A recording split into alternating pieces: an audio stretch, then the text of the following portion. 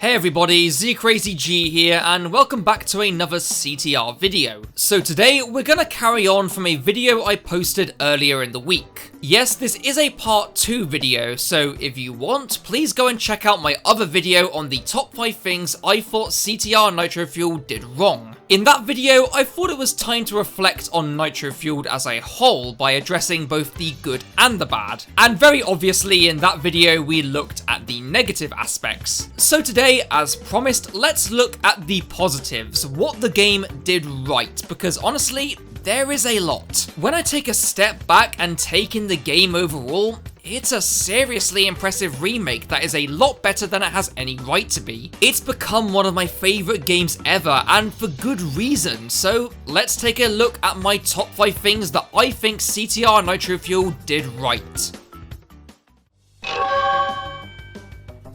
Starting things at the number 5 spot for me is the addition of engine swaps. It seems like such a simple thing now that it's been in the game for ages, but when it finally came to the game after much demand, it was honestly a game changer and brought back a lot of interest to the game. Stripping away the annoyance of having your choice of character dictated by their driving class. Since players always tended to favour certain classes, it meant that they could have complete freedom of choice without having to worry about using a different driving style. Not to mention, it introduced a whole new driving class along with it, the Drift class, and it quickly became a fan favourite amongst many players, allowing for a more flexible alternative to speed and providing a great stepping stone for those wanting to transition to the speed class. While it may seem like a simple mechanic that we've all got used to without thinking, it really is one of those massive quality of life improvements that really excelled the game that much further.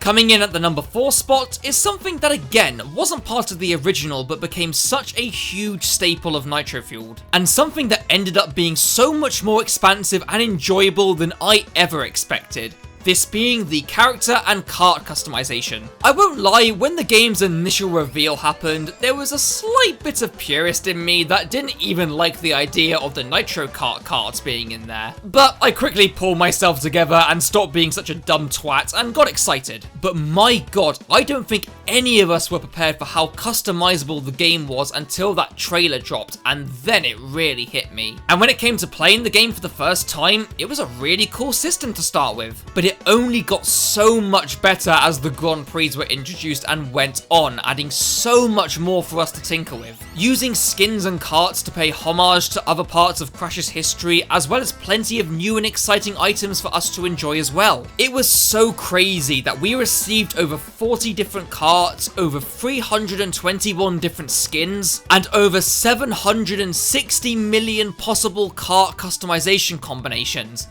That's fucking insane. It's something that isn't an essential component, but something that allowed players to tailor things to their personal liking to a wild extent, becoming such a big part of the remake and one of the best additions Nitro Fueled made.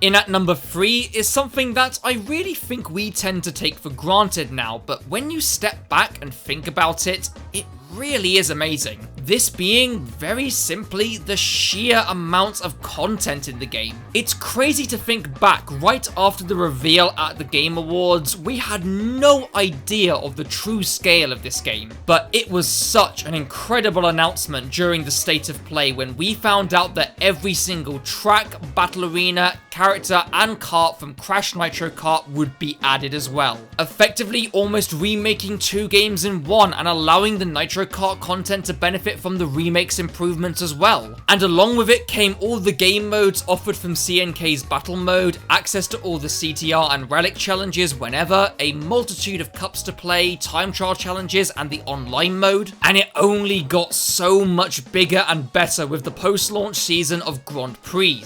8 completely original tracks from Beanox, a challenge system, new mechanics, more time trials, a whole new game mode in the form of the awesome Ring Rally. It's simply night and day when compared to the original. It just went above and beyond with how much they gave for this remake, and it's sure to keep us playing for years to come. Speaking of the post-launch content in particular, for number 2, we of course have to give this to the Grand Prix.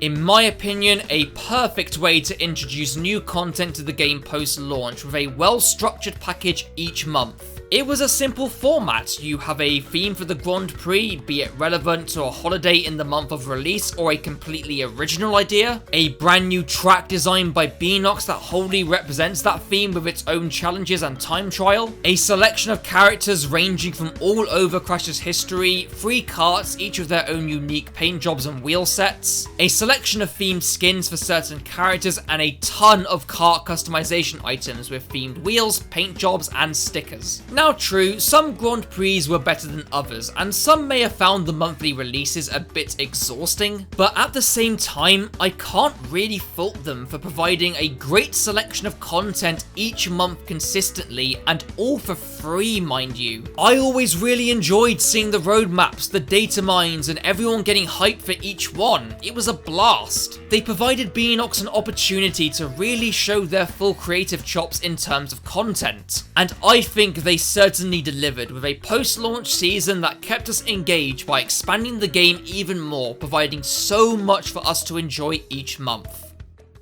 Now, before we get to number 1, I'd like to give an honourable mention to a few more things that the game did right, because there's plenty more that this list would allow, so let's briefly address them. Firstly, the presentation. Obviously, we all expect a huge visual and musical overhaul for a remake, but I really think Beenox went above and beyond here, really drenching each track with so much detail and a ton of side gags in the background. The music as well provided a great update with some subtle changes and unique audio details. Secondly, the way Beenox really pulled through on the fan service front, using the post-launch season to include characters and carts from all over Crash's history, even its most obscure corners, turning this game into not only a great and expansive remake, but just a huge celebration of the Crash franchise as a whole. And thirdly, Ring Rally, a truly underrated game mode that was brand new to Nitro Fueled, that I think provides not only a great way for new players to learn tracks better, but also provides an increasing challenge for experienced players as well. But with that out of the way, let's get on to the number 1 pick.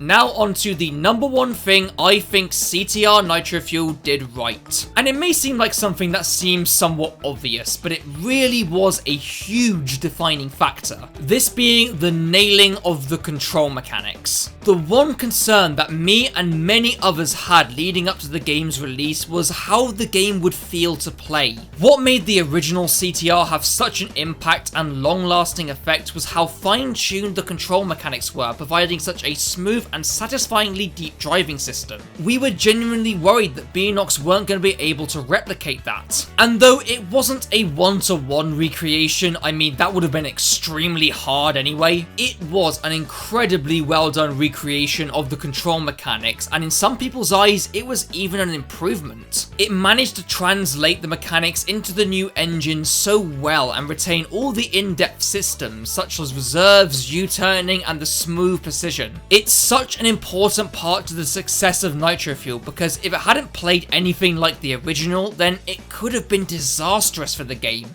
But thankfully it wasn't, because Beenox absolutely crushed it on that front and solidified the remake's initial success. It truly was a key part of why people enjoyed playing the original, and is just as much a part of why people enjoy playing the remake as well. So there you have it, my top 5 things that I think CTR Nitro Fueled did right. And I would love to hear your thoughts as well, so do share with me some of your favourite aspects of the game down in the comments. And if you're also interested in the more critical side of things, then feel free to check out my top 5 things that I thought the game did wrong. And so with that, thank you all once again so much for watching, everyone. It honestly means so much. The support you guys have been showing the channel recently has been fantastic. Feel free to like and subscribe if you feel like it, and I'll see you all in the next video. Take care, everyone.